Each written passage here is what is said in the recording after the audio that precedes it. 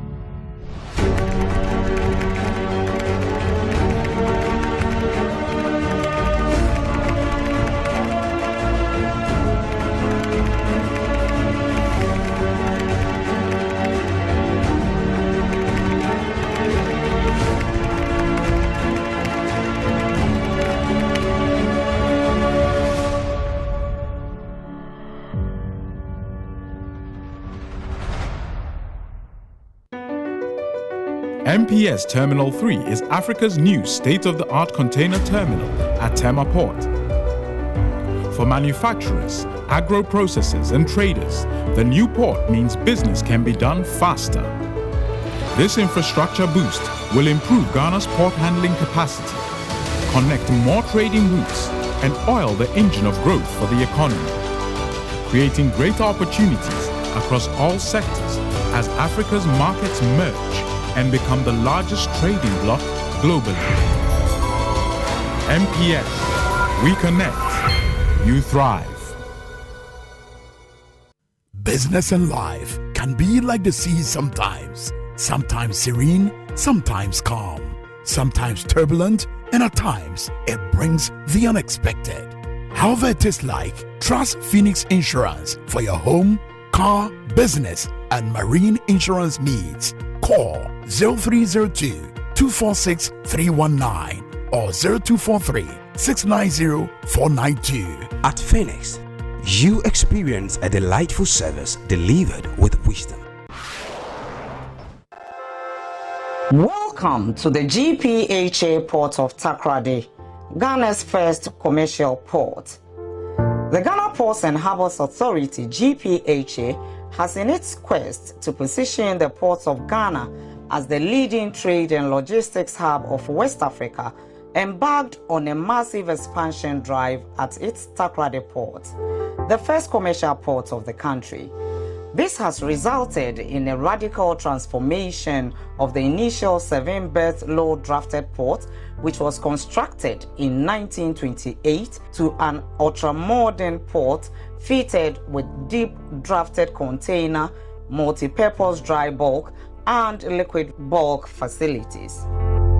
The 16-meter deep dry bulk terminal is the deepest in the sub-region, with a total quay length of 800 meters. It is fitted with a combined 3-kilometer length conveyor system, which comes with a 2,500 metric tons per hour ship loading capacity, which has greatly improved ship turnaround time at the port. The Marshall Liquid Bulk Terminal is a fully automated liquid bulk facility dredged to -14 chart datum and equipped with automated firefighting system. The facility is fitted with 5 loading arms for gasoline, diesel, LPG, bitumen, and heavy fuel. On the container side, Takoradi Port's 16-meter deep Yield-Port and ATSL container terminal with a quay length of 600 is expected to receive container vessels in the third quarter of the year.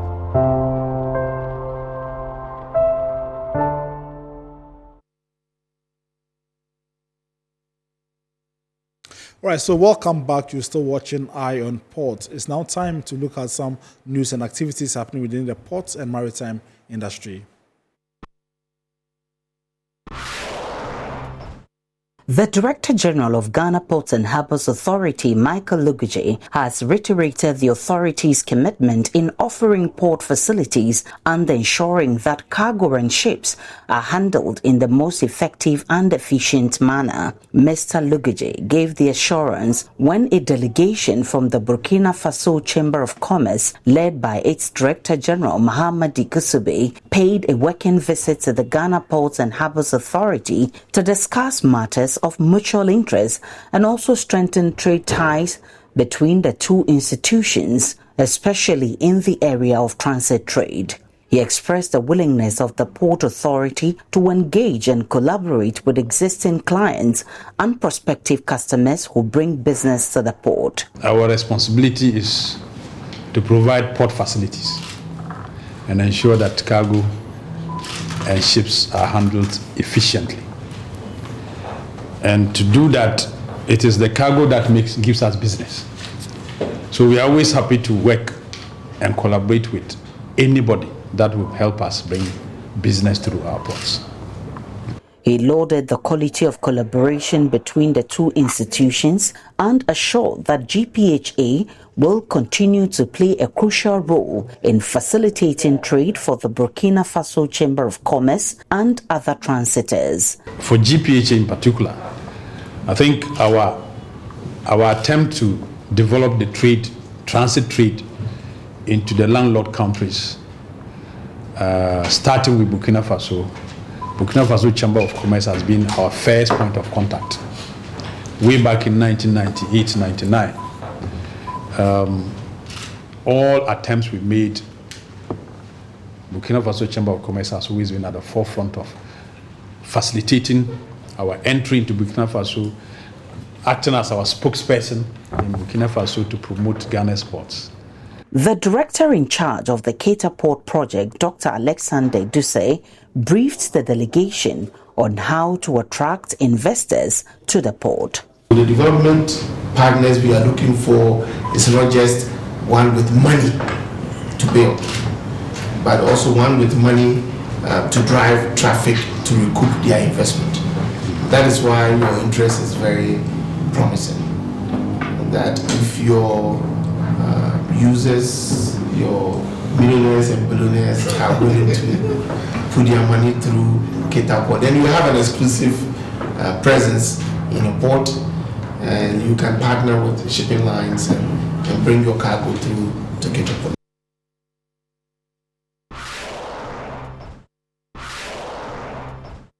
The Minister for Transport, Kweku Fore-Siama, is expected to sign the acceptance certificate of completion for the Jamestown fishing port soon, following his conclusive official tour of the completed facility last Monday. The minister jointly inspected the facility with the Economic and Commercial Counselor of the Chinese Embassy, Li Yaohong, the Chief Director of the Ministry of Transport, Mabel Sego, the Director General of the Ghana Ports and Harbours Authority, Michael Lugoje, and his management team after he was briefed by contractors from the China Railway Construction Corporation. The sector minister expressed satisfaction with the $50 million fishing port project and thanked the government of China for the aid. He also applauded GPHA for offering expert supervision and other stakeholders who contributed to the project. We are here based on the advice from GPHA, who are the supervisors, engineering supervisors, and let me thank them for a good job they've done, and the contractor also for having, in spite of all the difficulties, completed the construction of this project. Today is not the commissioning. We are coming for the final inspection, and like the councillor said, then after that, based on the advice of GPHA, I may then sign the certificate. Then we go to President to inform him about the completion of the project so that he will do us the honor of commissioning it. The project, along with 11 other fishing ports and landing sites being developed along the coast of Ghana to promote the sustainability of Ghana's fisheries sector, is the brainchild of President Nana Akufo-Addo and his government. Government is very much committed to the infrastructure development of the fishing activities. When we took over, the present position was that the conditions with which our fisher folks were, those conditions were not present. So we needed to improve the infrastructure with which they work with. The Jamestown Fishing Port project is the largest project China has donated in recent years, according to Li Yaohong, the Economic and Commercial Counselor of the Chinese Embassy in Ghana. He underscored China's strong ties with Ghana. I hope the Honorable Minister would sign the acceptance certificate of this project with the Chinese ambassador to Ghana and to earliest convenience. I hope the Ghanaian government can make full use of this facility to develop fishery and benefit the Ghanaian people. Listen to the Director General of GPHA, Michael Lugoje, also expressing his excitement about the project. And today is just a joint inspection conducted by the Minister for Transport. Like he indicated, other technical processes will be completed, certificate will be signed, and then Minister will then work with the Office of the President to fix the date for the official commission of the project. So we are satisfied that they did a good job from the technical point of view. The Jamestown Fishing Harbour sits on a 60,000 square meter land and has been optimized with modern facilities including ice-making plant that can produce 60 tons per day on average, a cold store that can store 200 tons of fish, 2 workshops, a fish market that can accommodate 200 sellers per day, ancillary stores, an administration block and a crèche for children.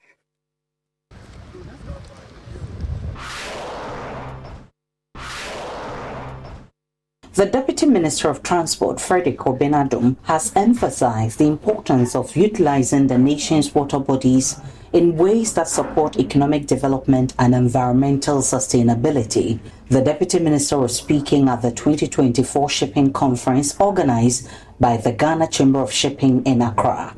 The maritime sector is a critical component of our national economy. It serves as a lifeline for trade, connectivity, and development. Ghana's position on the West African coast provides an advantageous gateway for international shipping and trade. With our deep sea ports and contributions of fishing, shipping, tourism, and marine resource, the potential for growth in this sector is immense. The conference was under the theme Blue Economy, Local Private Sector Participation in the Maritime Space. Chairman of the Ghana Chamber of Shipping, Magnus Adiko, described the blue economy as a forward-thinking evaluation of the long-term benefits that the country's oceans and seas provide to the economy. It's high time we establish, like some countries have done, a blue economy commission or some kind of body or a committee or authority, whatever, to purposely coordinate all economic activities related to our oceans and seas. Vice President of the Ghana Chamber of Shipping, Captain Aaron Texan, explained the Chamber's objectives include the advancement and support for policies that will improve the shipping industry. The Chamber's primary objectives include promoting and advocating the policies that benefit the shipping industry, providing a platform for members to network and share knowledge, facilitating collaboration between industry and stakeholders, and supporting the growth and development of the maritime sector in Ghana. Director General at the Ghana Ports and Harbours Authority, Michael Luguje, pledged the port's commitment to providing infrastructure and services that are adequate for the handling of ships and discharging of cargoes. The infrastructure investment that we are doing in the port sector is really worth the effort we make and the sacrifices we made. For Tema in particular, like he said, I'm sure in the next 5 years, if the trend goes as it is, probably we're talking about another phase of another major container terminal to grow in Tema. But in doing all that, the Port Authority, of course, with the support of government, we realized everything is too much concentrated in the Accra, Tema area. So we needed to also do some expansion in the port of Takoradi. So Takoradi too, we have a modern container terminal that is also really there. In fact, we had some partnership with Yale Port of Turkey and Ibistek of Ghana, and a separate PPP partners called the Atlantic Terminal Services. They are also going to manage the terminal in Port of Takoradi, just like Meridian Port Services Limited is doing in Tema. Experienced maritime attorney Kofi Mbia encouraged the public and private sectors to work together to maximize the benefits of the ocean and its resources. Ensuring that government has a role to play, the private sector has a role to play. For government, it's important that it comes out with a policy that is also undergirded by a proper legislative framework and also a strategy and a plan for harnessing the potential of the blue economy. But government will have to do this through the private sector. And so government must be prepared to give incentives, must be prepared to give tax breaks, must be prepared to create the necessary infrastructure that allows the private sector to thrive, so that the private sector can bring the requisite investment in these areas.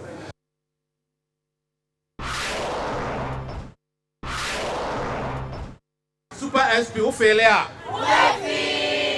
Who failure? Ghana's leading oil marketing company, Goil, has reintroduced its top quality fuel grade, Goil Super XP, at all service stations. The move is aimed at complementing the existing Goil Super XP Run 95. According to Goil, Super XP is a specially designed fuel that suits a wide range of vehicles. It is enhanced with the XP3 additive, which boosts engine performance and reduces overall fuel consumption. Speaking at the launch, Kwame Osei-Prempeh, Group CEO and Managing Director of Goil, stated the unique formulation of Goil Super XP ensures that car engines run more smoothly and efficiently with improved acceleration and power. Ours goes beyond the ordinary fuel. It's fuel which has been made more quality so that when you buy your car's performance will be enhanced.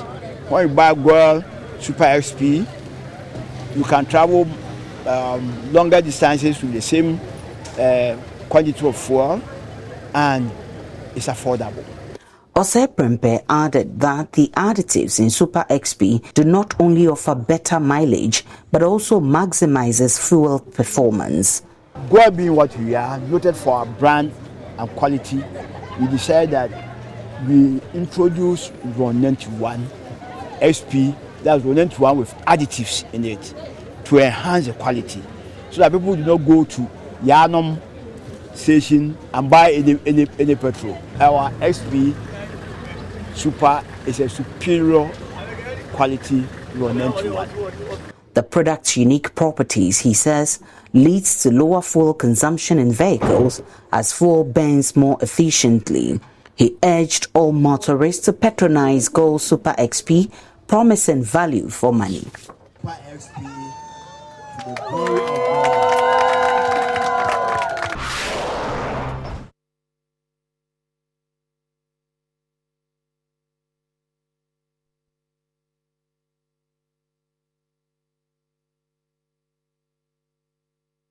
To take our word of the day, and this particular segment is meant to break down some of the jargons used in the maritime industry, and today's word is dryage. Dryage.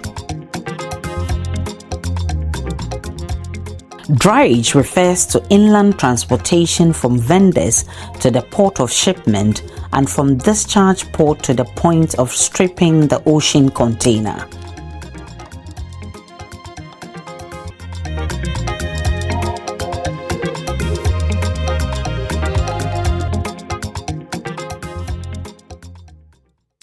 All right, so this afternoon we are exploring the world's largest floating book fair, which is the Lagos Hope, and then we are having some interactions with some of the big people in that particular vessel, and I have the honor to introduce three of Lagos Hope's staff, I should say, who have joined us in the studio to discuss what is Lagos Hope.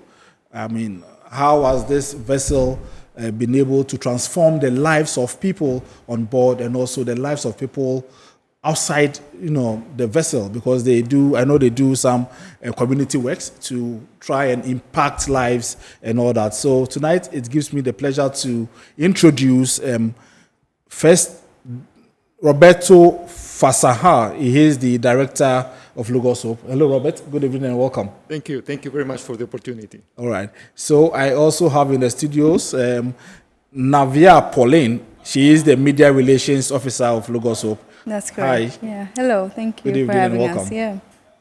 All right. And then I finally have Russell Monjera. He is the advanced preparations project coordinator of Lagos Hope. Yes. Thank you so much, Solomon. All right. You're welcome. Lady and gentlemen. Yes. Okay. So let me start off with you, Director. Could you share with us the significance of this visit to the port of Tema for both the ship and the local community? Thank you. Thank you very much. As you probably know, it's not the first time that we are here in Tema and in Ghana in general. We have built relationships through all the years that we have visited this country, this beautiful country. And through those relationships, I think people value, recognize the significance and the contribution that we bring as the ships to the community. And that significance is expressed also in our purpose. We want to bring knowledge, we want to bring hope, and we want to bring help. And that has been highly appreciated by the government authorities, as they welcome us every time that we come. I have the opportunity also to visit Tema and Takoradi in 2021 and 22, and it was also a beautiful experience. And for us, because when we say share, it's a win-win situation. We are not just bringing something to your community, but we are also learning from your community from your people. Okay, that's good. So let me stay with you. How long have you been on the vessel? Well, I have been 4 years. In November of this year, my family and I have been already on board for 4 years. Really? So you don't go anywhere? You are just on board the vessel, moving now? No. That's our home. So that's your home. That's my home. I All right. am with two of my youngest kids on board. Okay. And they have like adapt so well that every time that we see the ships, we see home. Very well, very well. So I'll be coming to you again, and then you tell us, what is life in the ship like? So we'll be coming back to you. So let me go to Pauline and then find out from you. How long have you also been on the vessel? I think I'm the youngest here. I've only been on the ship for 8 months. Okay. Yeah, this month it will be 8 months of me being on the ship. Yeah. All right. And then, so what motivated you to join the ship? Oh, so I've been on the ship as a kid. I have visited Logos Hope and also the sister ship called Doulos, which is now not running anymore. But yeah, when I came on board as a kid, I walked around the ship, and it was also fascinating for me as a 12-year-old and much younger. So I really wanted to come back once I figured things out, got my life sorted out, tried. And yeah, come back and use my skills wherever I could, and also travel with the community that we have on the ship. So yeah. All right, that's fine. I got the opportunity. All right, we'll be getting deeper into the discussion for you to share your experiences with us. Let me come to Russell and then find out from you. How about you? How long have you been on the vessel? Well, it's almost a year now. Okay. On the 1st of September, it will be a full year being on the ship. And how is the experience like? Well, it is far much better than I anticipated, and I really love it. And in the ship, you can grow in a number of ways as a person, and also how you can relate to each and everyone in the ship, in the community, wherever you are, because in our community in the ship, we are more of a global community, and the experience, you just grow in a very good, positive way. Okay. So, director referred to the ship as his home. Is it the same for you? Well, I would say it's my second home, yes, because, the closest people that you'll be with in that season when you are in the ship, you feel like they've become part of your family, like an extended family. You have friends, you make good connections. And I can actually say I really felt like I really missed the ship when I came ahead of the ship to do some advanced preparations for the ship to arrive in Ghana. Okay. There was a time that I could actually feel like, oh man, I really miss my friends. I really miss my family in the ship. Yes, for sure. Yeah. It's you can call it home. All right. Yeah. Okay. So, Director, let me come to you and find out what motivated Logos Hope to include Ghana in its itinerary this year. Well, it's a very complex question, because there is a lot of logistics involved.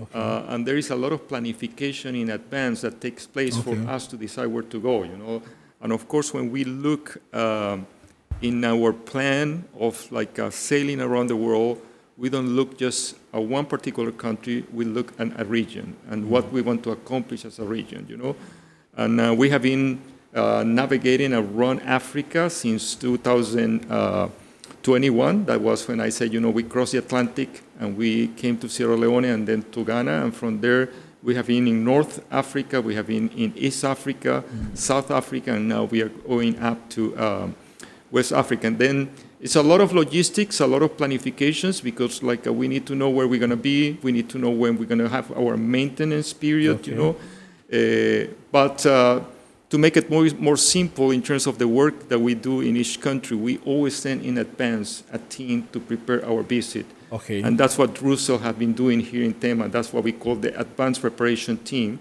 They normally come in ahead for 2 or 3 months, and then they start all the work, with the authorities, but also with all the organizations that are going to partner with us. And according how this is going, it's we continue moving into that direction. And then Russell, you were part of the advanced team. Yes. So what was? Take us through. The preparations advanced preparations that you did. Well, we actually have a team that gets sent out every time. So for this period, we had a team of 3 people. One of them was in charge of permissions and logistics. Okay. One of them was in charge of recruiting some local volunteers to also come to be part of this ship's visit in this port. And then myself, I was in charge of connecting with local organizations that we can partner when the ship is here. So it's a lot of logistics and planning that go around, because you set up different meetings with different people, and then you try to make sure that you continue the relationships that have been built before, and you also make new ones. And then, so it's about organizations that you can partner, sit at the same table, talk about the partnerships that you are looking for, and the things that you're also willing to be sharing with them. Like our director said, we share knowledge, help, and hope. So it's a two-way thing, and this is what goes around. And we engage the government also, because wherever we go, we also need the government's blessing. So everything that has to do with immigration, transport system, Ministry of Affairs, and everything, this is what evolves around our advanced preparation period. And talking about governments, I know the president of Ghana was at the opening of the Lagos Hope in Ghana. How was that? I mean, how did you feel about that? Because I think honestly, the president is, joining you on the opening. Well, it was a really great experience for myself personally, because I've known him. We've studied a lot of our leaders here in Africa, and he was one of those iconic leaders that we also are studying. And then seeing him in person was a really great experience, and it was just overwhelming. All right. Yes. Okay. So let me move to Navia Pauline. Yes. Let me find out from you. I mean, so we refer to Lagos Hope as the largest, book floating fair. book fair, yeah. Yes. So tell us, why is it the largest book fair? Well, under the organization GPHA, which is Good Books for All, we have a sister ship as well called Doulos Hope, but it is much smaller than us. And I think, as our former director, Randy Gribby, also said, it's good to be the world's largest floating book fair when you're the only floating book fair in the world. So it's cool. And I think that's our main cargo. And we have almost 800,000 books of, from different ranges and different categories, ranging from children's books to education, languages, lifestyle, and different books on business and management as well. And we have 800,000, and they're across 5,000 different titles. So yeah, apart from the people, that is our main cargo. Yeah. And then wherever you go, tell us how is the reception like in terms of the patronage of the books? Yeah, so in Ghana, in Tema, we are still picking up. We're still waiting for people to come and visit us. So that statistics is yet to come, but I don't know if the others have more to add to that question.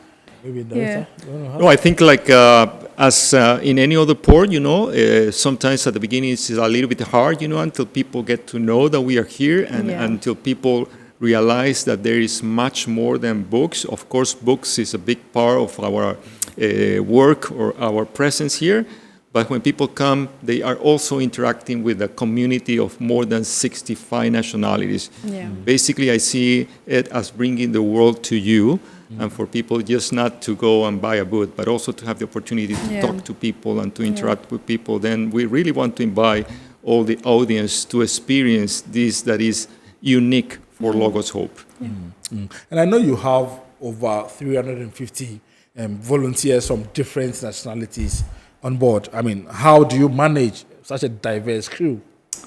Well, that's one of the unique also things that people, when they come on board, because we think that it can be challenging, because we live together, we also work together, and we spend the 24/7 together in this community. But it's also a stretching experience, because you cannot go to any other place where you're going to find so many people, and where you can learn from so many people from all different backgrounds.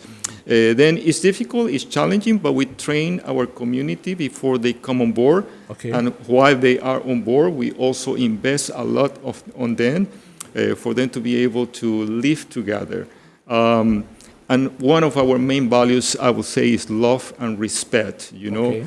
We come with that attitude on board the ship that we're going to value, we're going to respect, we're going to love others, even when we see differences. Okay, so I'll be coming back to you. But then, Russell, what kind of training and preparations do volunteers undergo before joining Logos Hope? Well, it's all about also personal development. So we have our ship's leadership that is in charge of that.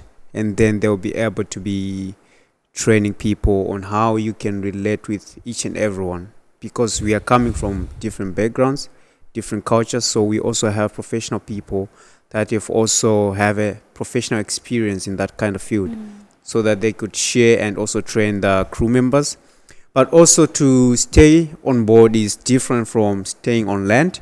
So we also have highly professional skilled people that also come to train the crew about life surviving skills, on how you can also live well on the ship. And we have different kind of trainings that we have to go through. And also when you get to join our different departments, also we have people assigned for that can also help the crew members to be trained in their specific department that they will be integrated in. Okay. Yes. You want to add something? Yeah, so apart from all of that, I can say we also have, apart from the book fair as well, we also have libraries that are available on board that the crew members can have access to. They can get to learn in their own personal way. And also, you know, we have access to the digital world as well. So just learning and growing for their personal growth, yeah. And also for the audience to understand it, you know, this is like a small city inside the ship, you know. Then we have to have like a school for the kids. We have a clinic, you know. As she said, you know, we have libraries, we have a gym. We have like everything that we can provide for the community in the ship to be able to serve during all this time, you know. And also every single person on board is a volunteer. And then you have to have people cooking the meals for 350 people. Yeah, you know? I was coming to that. Because how do you manage that? Because that should be a lot of work. Yeah, well, like when people come on board, you know, these 350 people are already classified according to the different tasks, the different departments, and everyone is assigned a particular job on board the ship. Okay. We all are volunteers, but at least for the first year, you know, we assign those who are going to be working, for example, in the hotel services, you know, providing, you know, the cleanness, those who are going to be cooking the meals, those who are going to work in the school, the leadership, and so on. Then it's quite complex. It's almost like a small city floating in the oceans. Yes, I mean, sitting here, I'm trying to imagine, I mean, how you're going to cook, assuming you have, because, I mean, you have people from different backgrounds. So if a Ghanaian is on board and a Ghanaian wants to eat banku, I don't know whether you know banku, how do you get that prepared for that person? I mean, and then, I mean, I'm saying this to reflect the other countries. I mean, their local dishes. How do you get that done, I mean, on board? Well, I think that one is not really very difficult. Really? I can even testify myself because, you know, sometimes you miss the local meals that you have back home. But the good part about our ship now is that we have things ready. If you want to make something specifically for yourself that can help you connect back to your roots, we have pantries, and everybody has access to these pantries. And also we have ingredients in our kitchen, and then you can just ask the shift leader on that day if you need something so that you can make yourself. Yes, we have access to pantries, access to the kitchen. All you need to ask is to ask the shift leader, and then you can make a nice meal for yourself. Yes. But also it's part of the training. Yeah. You know, if I give to Navi a curry all days, you know, he can have curry in India. You know, the idea is that she comes on board the ship and she gets adaptable to everything that is different. And even when we go to each country, we want to really enjoy, you know, the local cuisine. And just to add to that, I think just this past week, we've had the opportunity of some volunteers coming and offering us the local cuisine. We got to try some. It was for our dinner. So it was a local meat. We had some jollof rice and some other things that I'm sure you enjoyed the Ghanaian jollof. Yeah. I could take the spice. I loved it. But Okay. So if a Ghanaian watching us, if that person wants to volunteer, I mean, what process should that person go through? Yeah, so the first thing I would say is to go onto our website, which is gbaships.org. They will have a platform, that's the platform where they can sign up, and they will give their contact information, and our recruiting partner will get in touch with them and get them through the process of application and then interviews and then their way to join us as well. Yeah, so that's basic how it is. Okay, and it's also different from country to country, so it just depends on which country you're from. Yeah, so. Okay, so I mean, are you able to tell us, I mean, the number of countries that are on board? That are on board? Yeah. Yeah, so we have about 65 different nationalities on board. Yeah, and from about 350 different volunteers. Yeah. Okay, let me come to Director. And Director, could you share some stories or experiences from crew members that highlight the impact of their work? Yeah, that's a good question. You know, I think each country, each port that we visit brings a special story. But in my personal journey with the ships, I quite remember very clear when we went to Bahamas. You know, we arrived to Bahamas at the moment that Bahamas have suffered the hit of like a hurricane. And then we were able to partner with the locals, you know, to be able to build houses, you know, to really bring hope, you know, to the people of this country. And I also remember another story, because sometimes we can plan things, you know, but like God make things in a different way. And we were invited to go to St. Vincent and the Caribbean for a medical purpose. We were supposed to go for one day and get vaccines there. You know, and that was the reason why we were sailing to St. Vincent and the Caribbean. But the day that we were sailing, a volcano erupted in St. Vincent. And we arrived in the right moment because all the water reserves were contaminated because of the eruption. And because we are able to produce water, we were able to give water for 24 hours to the community in that particular port. It was beautiful. You know, everybody joined efforts. Everybody came with big tanks, small bottles, and we were able to share water, but we also were able to share our hope where it is our foundation of why we are doing all of this. Yeah. That's quite impressive, I mean, if I should say. But then, what about the books you have? I mean, how are the books also impacting the communities in which you visit? Sure, like as I say, you know, we are well known because we are the largest floating exhibition in the world, and like we believe that knowledge is one of the biggest weapons, as one of the former leaders of Africa said, you know, to change the world. And like we have seen so many communities change. Normally, we sell the books, but there is also opportunities where we can donate books to those people that doesn't have the possibility to reach to those books, you know. And we have seen that happening in many places, in many islands, where people don't or have never have access to literature, and coming to the ship and being able to get in their hands for the first time, you know, a physical book, a hard copy, and books that are also bringing hope to their life, are bringing knowledge and are transforming their life. You know, we have always also helped to equip libraries in different places that we have gone.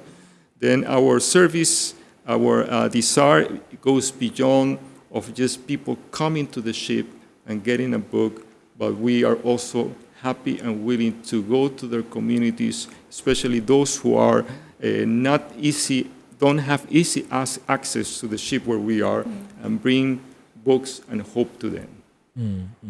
So I also wanted to find out, I mean, you spoke about the physical books in there. I mean, are there instances where people can also go on your website and, let's say, I mean, read books also from there? I mean, if you could address that for me.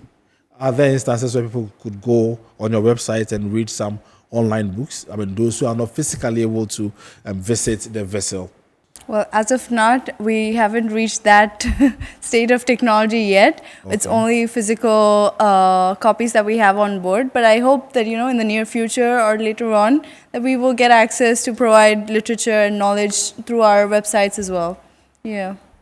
You want to add something? No, I have nothing to add. Okay. So what challenges, I mean, do you face in maintaining and operating such a large vessel as a floating book fair?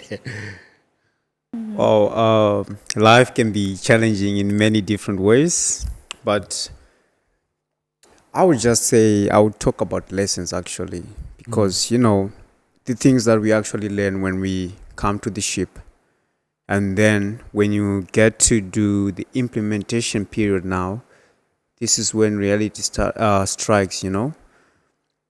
I remember one day when we were doing the personal development skills. Okay. It's very easy to learn that theoretically, but I remember one day we had some miscommunication with one of my team members or workmates, and then things didn't just turn out to be good because of, in terms of our performance. At the end of the day, the result that we are supposed to be giving, not saying that it's a bad thing, no, but rather it's something that just stands as a challenge that you, as you relate to each other in a very diverse community, you have some challenges that you may face. So that's one of those things that I can say. Sometimes when you communicate, you miscommunicate, and you can have a bit of a challenge. But it's actually good that we have this unique thing that we have, the love that we share. And I really like to believe that even everybody that visits us is able to testify that the crew members that we see on board, you know, the way they receive you, the way they relate to each other, we just have this unique thing, love every time. And with those training sessions that we receive, we are also taught about conflict resolution. Very well. Because Very you important. still need to relate to each other, you still need to get along to each other, and also be able to perform well. And we confront each other and we get our conflict resolution so well. And so it can be challenging in many different ways, but that is one example that I can actually cite. Okay, so I want to come to you and then tell us, take us through or describe a typical day in the life, of a Lagos Hope volunteer. Sure. So I think it mostly depends on which department you're working for, because some people wake up really early in the morning, like 5 or 6 in the morning, and those people are usually those who work in the catering department or the hotel services department. So it's either that, but then a usual, day in the life of a crew member is usually waking up in the morning. Sometimes we have breakfast, we don't. People who like to sleep in, and then we head to work. So people who work in the book fair start their work depending on the time that the book fair opens in each port. So they prepare the book fair and clean it up and open the book fair to the public. Or the others, like for me, for example, I work in the communications and marketing team. So it's an office job. So I start my day a little earlier at 8:30, and I handle the media. So I find myself going up and down the book fair and my office, talking to people, interacting with people, and also the local visitors who join us on board. And then we go to a lunch that we have. So we have a dining room that can accommodate almost 500 people. Okay. If I'm not wrong. So 500 people, we have lunch and all our meals. You all have lunch at the same time? Yes, we do. So it's like a big family. So what I call it is like a floating village. So we all have our meals together in one room, which is a massive room. But we have our meals together. We get back to work and we come back for dinner. And usually on most days we have community events at night, just, activities that bring us together, like, how corporates have team building exercises is the same thing that we have on board, just to bring the community closer together. And I think that's pretty much a day in the life of the crew. Yeah. If I could add on that one, yes.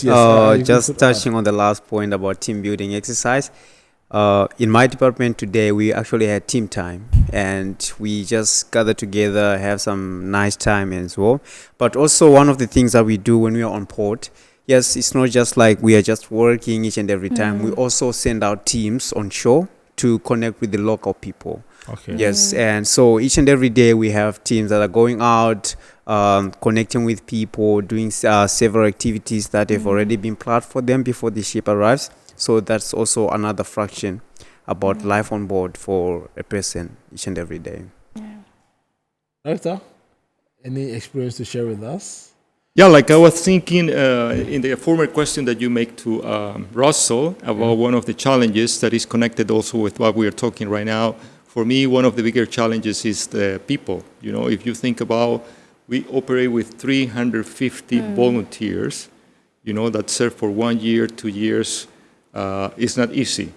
And then we have a period of changeover, like twice a year, where we need to recruit these volunteers that come and serve without any salary. Then I believe that this, although we have never really have big problems, but this is one of the also unique characteristics of the ships, to find people that is willing to come and serve with their career, with their families, in any kind of job. You know, sometimes you're going to find people that can be a dentist, but is working in the book fair, or somebody that is like an AV producer and is willing to work in the kitchen, you know. Then that's the nature of our ministry, the nature of our ships, and it's something unique, and it's also challenging. And then the volunteers, I mean, are there specific periods that they are supposed to serve? Are there any specific periods that the volunteers are supposed to serve? Yeah, like when you think about coming, as my family, for example, I can speak out of my family. We believe in God, you know, and we think that our life is not just about ourselves, but it's also about serving others. And out of that is like we decide to volunteer ourselves for 4 years and dedicate our lives to help others and to bring what we say on the ship, to bring knowledge, to help, to extend a hand, and also to bring hope to all of them, you know. And that speaks about our faith. It's not just something theoretical, but it's something that we practice every day as we go around the world. And I believe that that's what unites us as a community on board Logos Hope. Okay, and I'm sure the 4 years, after 4 years, you go back to your first home or your second home. Yes. Yeah, that's also the good that you mentioned it, because, you know, like for me, and I know that it's different for them as a single, but I always say to my family, you know, home is where we are together. It's not a physical house, you know. Very well. And like because we are together on the ship, we feel like this is home. All right. Yeah. Okay. All right. Thank you very much. So you're still watching Eye on Port. Tonight we are having a discussion with some team members of Logos Hope, and currently the Logos Hope is berthed at the port of Tema, and then it's open to the public, and I'm sure we'll give more details in the course of the discussion. In the meantime, we are going for our second break. We'll be right back. Here's innovation from Goil that takes you further. New Goil Super Synthetic 5W20 and 5W30 lubes have been expertly crafted with the latest in liquid engineering technology, highly advanced for modern engines, prolongs oil change intervals, save you fuel, clean, protect and enhance engine performance. The way engines work has become complex, and Goil has innovated to stay ahead with expertly crafted lubricants that work excellently with all petrol and diesel engines of today. New Goil Super Synthetic 5W20 and 5W30 lubes. Innovation that takes you further. Goil. Good energy. Electricity. Then pay your taxes. Our taxes, our future. Because you see, without our taxes, we wouldn't have good roads, good schools, better hospitals, street lights, and other very important social amenities. When we pay our taxes, we give our children free and quality education. Talga, my money too small. Why should I pay my tax? Look, small. Salifo, it doesn't matter how small or big your business or income is. You still have to pay your taxes. The little taxes from each and every one of us, when put together, could give your community clean water or that deprived school with tables and chairs. Please pay your taxes. It is your responsibility. It is your civic duty. It is the law.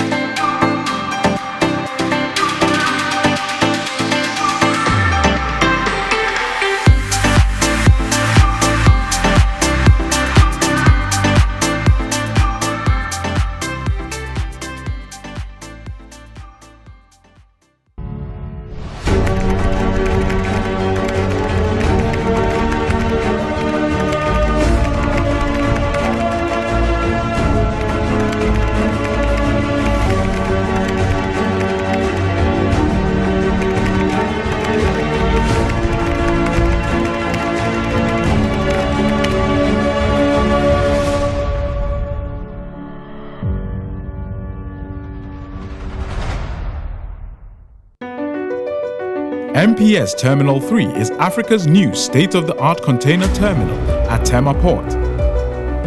For manufacturers, agro-processors and traders, the new port means business can be done faster. This infrastructure boost will improve Ghana's port handling capacity, connect more trading routes, and oil the engine of growth for the economy, creating greater opportunities across all sectors as Africa's markets merge and become the largest trading bloc globally. MPS, we connect, you thrive. Business and life can be like the sea sometimes. Sometimes serene, sometimes calm, sometimes turbulent, and at times it brings the unexpected. However it is like, trust Phoenix Insurance for your home, car, business, and marine insurance needs. Call 0302-246-319 or 0243-690-492. At Phoenix, you experience a delightful service delivered with wisdom. Welcome to the GPHA port of Takoradi, Ghana's first commercial port.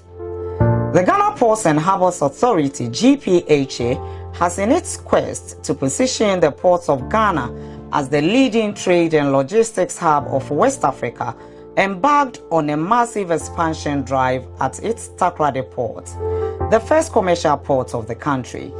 This has resulted in a radical transformation of the initial 7-berth low-drafted port, which was constructed in 1928, to an ultra-modern port fitted with deep drafted container, multi-purpose dry bulk, and liquid bulk facilities. The 16-meter deep dry bulk terminal is the deepest in the sub-region, with a total quay length of 800 meters. It is fitted with a combined 3-kilometer length conveyor system, which comes with a 2,500 metric tons per hour ship loading capacity, which has greatly improved ship turnaround time at the port. The Marshall Liquid Bulk Terminal is a fully automated liquid bulk facility dredged to -14 chart datum and equipped with automated firefighting system. The facility is fitted with 5 loading arms for gasoline, diesel, LPG, bitumen, and heavy fuel.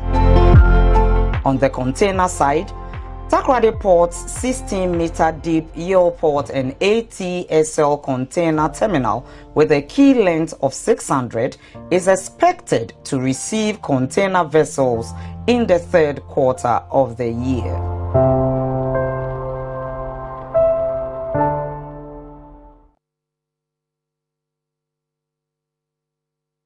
Hello, welcome back from the break. You're still watching Eye on Port, and tonight we are discussing Lagos Hope. I mean, the vessel has berthed in the port. That's the largest floating vessel, largest floating library, I should say. And that vessel is in the port of Tema currently and open to the public. And so you have some members of the public passing through the port of Tema to go on board to purchase books and also to associate or have interactions with crew on board. And tonight we've had some team members of Lagos Hope who have joined us in the studio to discuss the impact that they are making and also why they chose to come to Ghana, even though this is not the first time that they are in Ghana. And I've been doing this discussion with Roberto Fasanha. He is the director of Lagos Hope. And then Navia Lankadasu, she is the media relations officer of Lagos Hope. And then Russell Munjera, he is the Advanced Preparations Project Coordinator at Lagos Hope.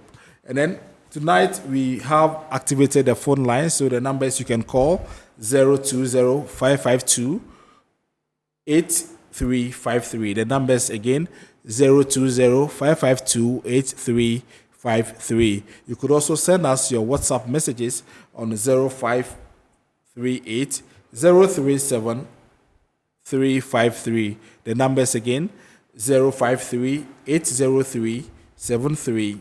253. You can send us your WhatsApp messages, and then we'll be reading them to the rest of the world. So welcome back, Director. And then, I want you to tell us, the various ports that you visit. Which particular port are you so much impressed with how you are received? Or let me say the countries instead.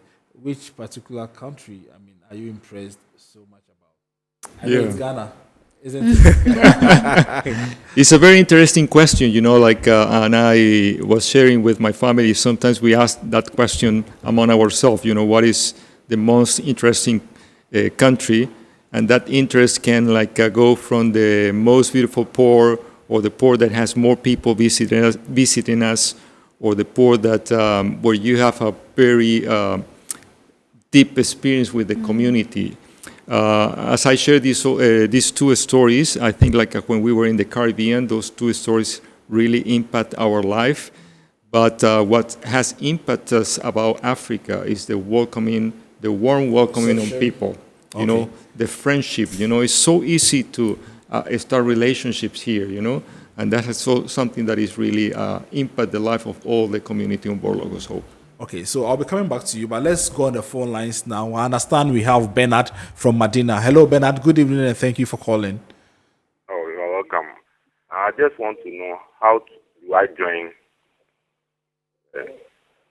I just want to know how to join the. Okay, the Logos Hope. I think we answered that question earlier, but Bernard wants to know how we can join Logos Hope. Oh, so you can just go onto our website, gbaships.org, and fill in your details, and we will get in touch with you. Somebody will get in touch with you either through mail or through your contact number, and with more details about your application. So, yeah. Okay, all right, thank you. So, let me come to you, Russell, and find out from you.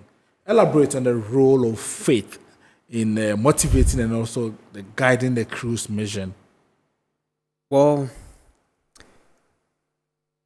if I'm to speak for myself, from how you are born and your personal beliefs, how you are bred from your own community, I think you have a lot that can count and that can actually build you up.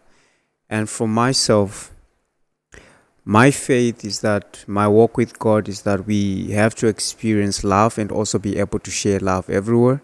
And I remember somebody taught us one of our lectures in school that love is not love until you give it away. And this also fuels the faith that we have to say, well, if I can go and serve, somebody has to do it. So it begins with all of us. It begins with you, Okay. I think that is also one thing that is connected to the crew members that we have on board, to say everybody has that mindset of coming to serve for a certain period, for a certain season. Okay. And that is what pushes us to go on and on, that kind of mindset. Very well. Yes. Very well. All right. Thank you. So let me go back on the phone lines and welcome Jonathan from Michelle Camp. Hello, Jonathan. Good evening, and thank you for calling. Okay, sir, I would like to know when is the deadline of the Lagos Hope? Okay, so I think he wants to know your last day in Ghana. So we are open to the public in Tema until the 8th of September, and we move on to Takoradi on the 10th of September until the 30th of September. So we are here until the end of September in the country of Ghana. Yeah. All right, okay. So thank you. Let me stay with you and ask you as well, which port has been the most unusual and memorable for you? Okay. So the most unusual, I will go with that first. The most unusual will be Durban, because I got to, so what happened in Durban is we went through a maintenance period. So half of the ship went out on different projects with local organizations, and half of the team on board worked on the maintenance on the ship so that we can, journey for the next 1 year. So I was on the second half of the ship that stayed on board and worked during the maintenance period. And that was, I think, the first time for me to get into physical work, because I don't think I did much of that back at home. So it was a very unique, interesting experience. I got very exhausted, very tired, but I also got to work with my friends through that period, and it stretched me to different potentials and strengths that I didn't know that I had. But it was a very interesting experience, and I would say that I might. Maybe I would be 50-50 on it, but I might or might not go back for that experience. But yeah, it was definitely worth it, though.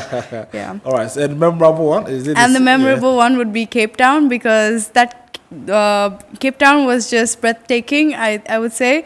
And that was also the port where I transitioned from my previous department, that was hotel services, into the department that I'm in. So it was very nice, the transition, and also move into a field that I'm passionate about as a person, that I got to do and use my skills. So that was really nice. That port was really beautiful. Yeah. So, what skills have you acquired on the Goil Soap? Wow. I've acquired a lot of things. Firstly, when I joined, they put me in accommodation services department. So we are basically in charge of making sure that the ship stays clean for the crew members and for each and every visitor that is visiting us. I used to think cleaning is just for a small scale, especially when you're on your own space, you tidy it up. But that department created something in me that I would say, and I always share with people, that if they give me another chance for the first time to ask which department would you want to join, I will still pick that one. Yeah. I've really learned how to clean places for some people to use, even if I'm not going to be using it. Okay. For me, I really love that, and it also gives you a fulfilling feeling in your heart, knowing that someone's going to come here, is going to use this place that I've cleaned, like a toilet, and then that they're coming to a very clean place. And the sense that we always carry is that we are cleaning this place as we would like your parents or anybody you value to use it. So that's how we value our people. We value people that visit us, and I've acquired those skills. And also after that, I transitioned into guest relations and accommodation administration. That was new to me. I've never done that before. Admin work, I've never done much of it. I am probably happy to say I really thank this opportunity that I had to do in the ship, because this is something new that I added to myself. Now I'm very capable and also have an idea of how admin work can also work out. And now I transitioned again into what I'm doing, advanced preparation. Yeah. Though it's something that I did in university, but it also adds more value when you get to do it practically, and you also get to experience a lot of things that you never learned in school, Very well. And when you relate with different people and everything. So this is just a blessing for me, this period that I had, because each and every day is a learning period for myself, and I'm still acquiring new skills each and every time. If I could just add to that, from my perspective, I think apart from all that Russell has said, what the ship helps us to learn that we wouldn't get the experience of anywhere else is people skills. Oh, yes. How to manage people. Yeah. So the work is not very complicated, but then working with others is what makes it complicated, and especially if you're working with people from 65 different nationalities and cultures, it takes it to another level. Yeah. So I think what I've learned, what skill that I've picked up is basically people management skills, and just handling situations and conflict resolution, as he said, is very important, and that is something I will take with me wherever I go, and I think that holds a lot of value to me. Yeah. To make it more practical, I always say that if you are in normal work and you have like a disagreement with a person, then you go back home, and then you have chance to relax, to cool down, and then you can think how to solve it. Here on the ship, you live with them. Yeah. Then you leave your office, but you are going to find the person in the corridor or in the dining room. Then you better face it. You better solve it immediately, because that's you face it every day. You face that every day, and you learn and you grow to know that you have to face the challenges and the problems immediately. You cannot let them go. Yeah. And Director, let me stay with you. So, what is something that you have learned about yourself during your time on board that you did not know before? Yeah, well, like for me, my passion has always been to work with people and training, developing. In fact, when I joined the ship, I was a people services director for most of my time on board. I recently just took this role as the director, and I thought that I brought already the skills and the knowledge to deal with a variety of cultures, but I have gained so much, working with people, doing coaching or counseling, to really realize how different we are, and how much it takes from us to really give a step forward to understand people and not to judge people. For me, that's the biggest gain that I have had in this time on board the ship, to understand cultures that I never thought I was going to be able to work with or to live with, and to learn from them, that there are many ways to do things that are not just my ways. But like as a community, we can contribute to each other, and we are part of one body, and together we can accomplish things better. Yep. Okay, so there is a message here from Doris, and Doris says, "Hi, my name is Doris. I'm so keen on being a part of this. What kind of training and preparation do volunteers undergo before joining Logos Hope, and how does a Ghanaian volunteer successfully?" I think we've answered this question, but I'm sure she wasn't watching by then. So if you could reiterate that. Well, for those that would really love to join our ship and also serve with us, we implore to them that they go to our website that we have, GBA Ships, and then everything that they need, they will be guided their steps there, and then they can find application forms there, and then someone will be really in contact with them, whether on their emails or their phones as well. What encouragement would you give to such people who dread to come there, who are so interested, I should say, to come there? What is it that it's all rosy up there? Well, life happens each and every time, and if your life is like a movie with always happy and joys and ups each and every day, I would say it's not roses every time in the ship.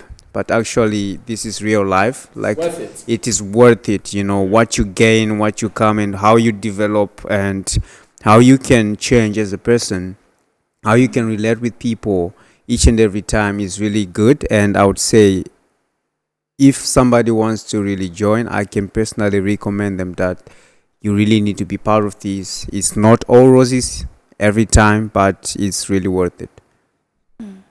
Also, if they want to get more details about how to join the ship, they could always reach out to us on our official social media handles. It's just Logos Hope on Instagram and Facebook. Yes. Yeah. Okay, so that's very interesting there. So let me find out from you. So tell us, now that you are here, what have you done so far?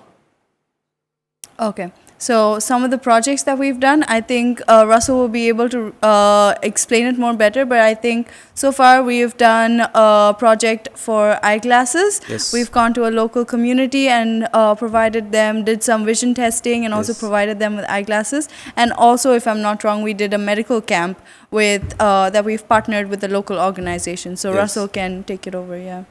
Yes, so let me start by yesterday. Yesterday we went to have a football ministry that we had, and we went to Kaswa, and then we played some football with people, and really? Yes, it was really an interesting journey, a long drive, which was very therapeutic for people. And apart from that, we had a medical outreach that we had last week with a local organization. It was really good, and we did that in Nongwa. And then the eyeglass ministry that Navia is sharing, we did that in Aishaman. And we also have eyeglass ministries, like 2 or 3 that are also planned to take forth in this week and also before we leave Tema. So these are the kind of projects that we have done so far, and we are yet to do more. And as we connect with the local people, local organizations, we don't want to come as people who are giving things, actually, but we are actually sharing knowledge, help, and hope, and sharing what we have, and also learning from them. These platforms, when we get to partner with organizations, they also give us an opportunity for our crew members also to learn from the Ghanaian perspective for those people that they haven't been here. Also different cultures, they can learn how people live their lives, and also they can take that with themselves, and they can also grow their lives. So it's a lot that goes around, and we just relate to each other each and every time. Yes.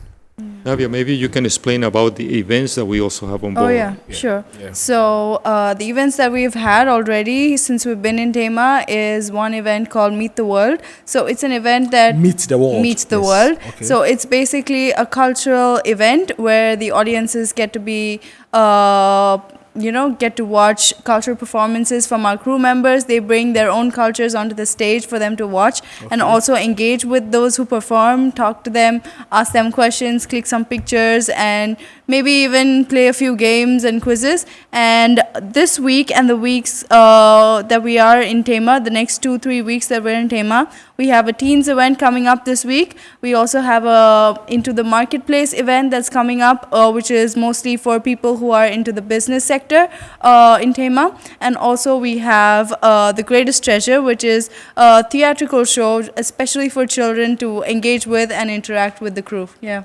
Okay. So this message from Brobe in Takoradi, I should say, says, I'm so glad about this Lagos Hope initiative and proud to say I'm one of the few who have joined the ship in 2 countries. I just wish to see some books from African and Ghanaian authors next time I go on the ship. Is this possible? Yes, it's possible. We try to engage with the local publishing companies in each country, and as much as we can, we try to integrate those books into our library, Of course, maybe there is not too many so far, but it's our desire to maintain a variety of books for all the audiences and also the different languages of the different countries that we visit. Okay, so could you also tell us about the educational facilities on board for crew members, crew families, especially children? Sure. Yeah, as I mentioned already, we have a school for the children, like any other normal school, with teachers, with extracurricular activities, like the opportunity to also go sometimes on shore and do some kind of sports. We also have like what we call homeschoolers for those who are teenagers that are over the 12 years old until 16 years old. They have a library for the school. They have also a computer room for the schoolers. We have some opportunities for them to also interact with the local communities. When we arrive to certain ports and the schools are open to receive our children, we also interchange culture with them. Okay. And also, the children have the opportunity to work in our departments once a week, just to experience what is the life on board. All right, okay. So let me go on the phone lines and welcome Ohima from Tema. Hello, Ohima. Good evening and thank you for calling. Good evening, Solomon. I want to say a big congratulations to the team. They are doing a great job.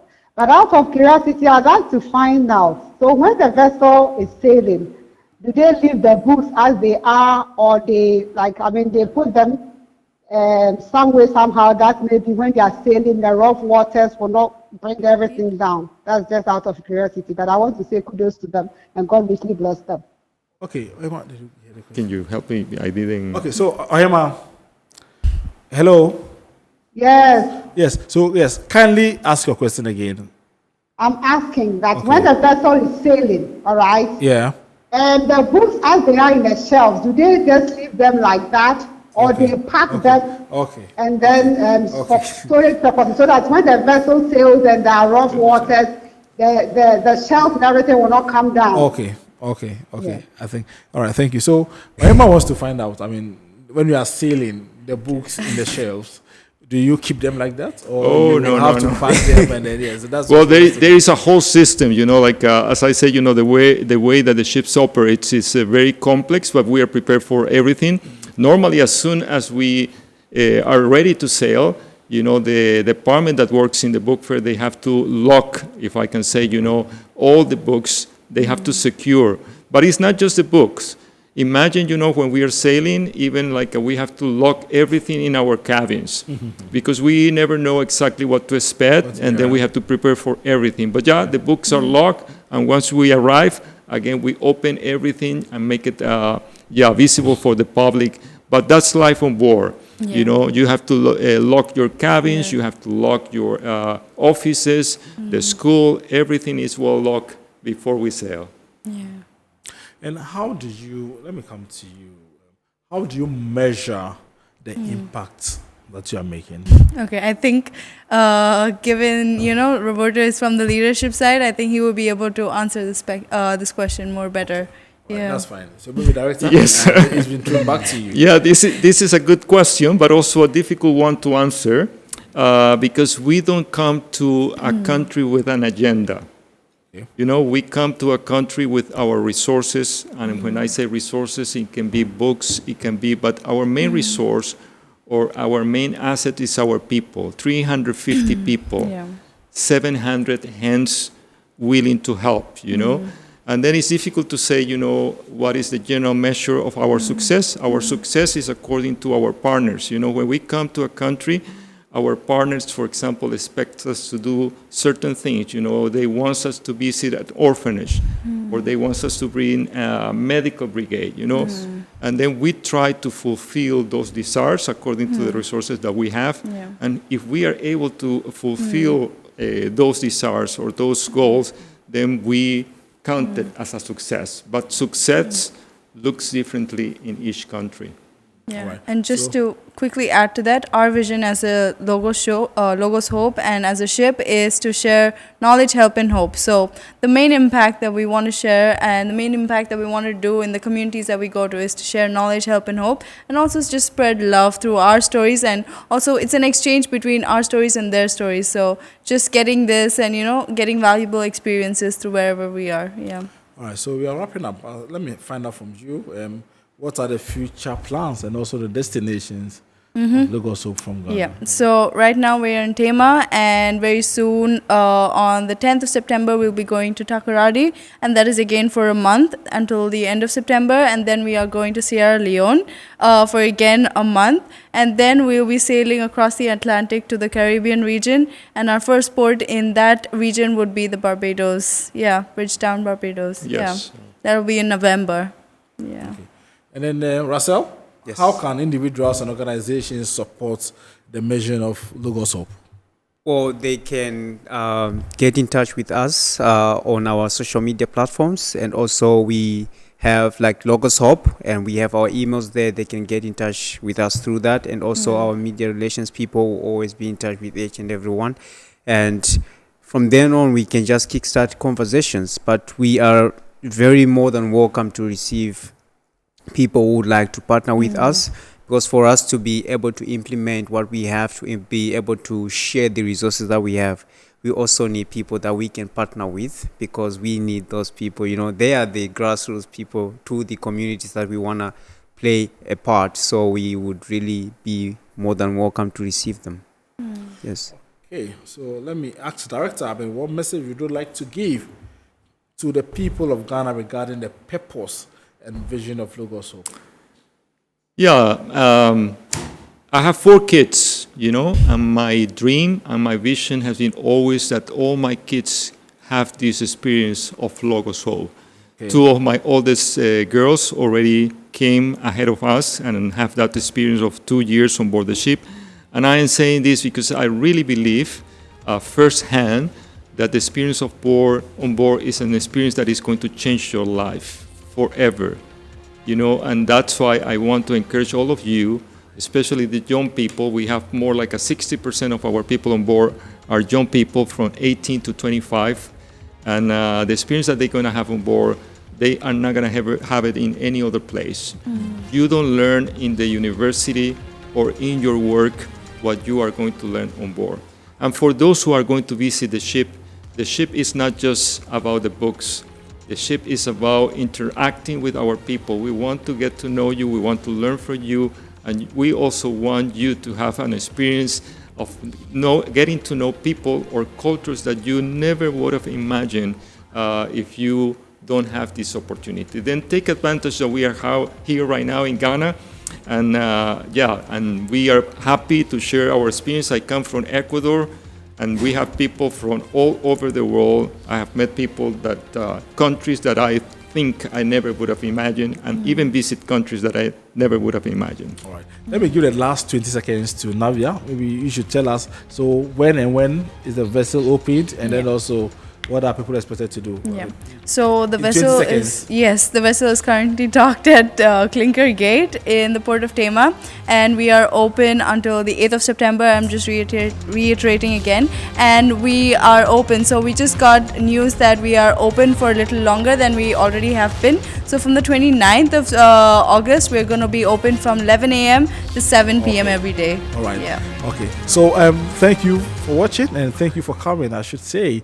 All right. So this is where we draw the curtain onto this afternoon's edition of Eye on Port, and I've been discussing today's subject, which is exploring the world's largest floating book fair, which is the Lagos Hope, with Roberto Fasanha. He's the director of Lagos Hope, and Navia Lankadasu. She is the media relations officer of Lagos Hope, and Russell Monjera. He is the advanced preparations project coordinator of Lagos Hope. Thank you for watching. My name is Solomon Anderson, and join us same time, or join us next week for Eye on Port.